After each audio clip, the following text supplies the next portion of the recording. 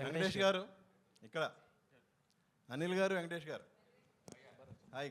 Hi sir. Sir, ఏకంగా producer మీద IT raids వచ్చే స్థాయికి ఈ సినిమా కలెక్షన్ రావడం మీద మీ అభిప్రాయం ఏంటి? అయిందా? నిజమా?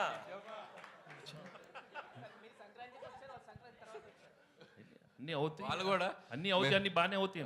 అంటే సంక్రాంతికి వస్తున్నామని చెప్పి మేము టైటిల్ పెట్టాం కదా, వాళ్ళు కూడా గట్టిగా ఫిక్స్ అయినట్టుంది. మేము సంక్రాంతికి వస్తున్నామని చెప్పి వచ్చేసారు వాళ్ళు కూడా. కాదు అరే అనిల్ గారు, ఇప్పుడు పాపం మీ ప్రొడ్యూసర్ ఏమో బాధలు ఉంటే మీరు సక్సెస్ చేసుకోవడం కరెక్ట్. మా ప్రొడ్యూసర్ బాధలో లేరండి. ఇండస్ట్రీలో చాలా మంది మీద జరుగుతున్నాయి రైట్స్, ఆయన ఒక్కడి మీద జరగట్లేదు. అండ్ ఇట్స్ చాలా ఇది ఒక ప్రాసెస్లో భాగమే. ప్రతిసారి 2 ఏళ్ళకి ఒకసారి 3 ఏళ్ళకి ఒకసారి ఇండస్ట్రీ మీద కానీ బిజినెస్ సర్కిల్స్లో కానీ ఐటీ రైట్స్ జరగడం సర్వసాధారణం.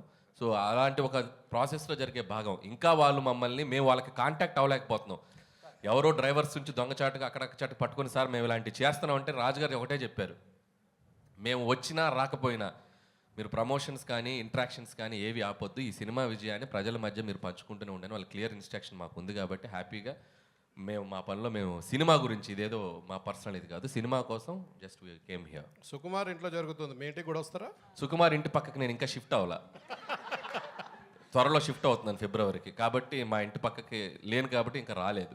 ఇప్పుడు మీరు అడిగారు కాబట్టి ఖచ్చితంగా వాళ్ళు వచ్చే అవకాశం ఉంది. వెంకటేష్ గారు సార్, సార్ మా డైలీ ప్రొఫెషన్ వైజ్గా చాలామంది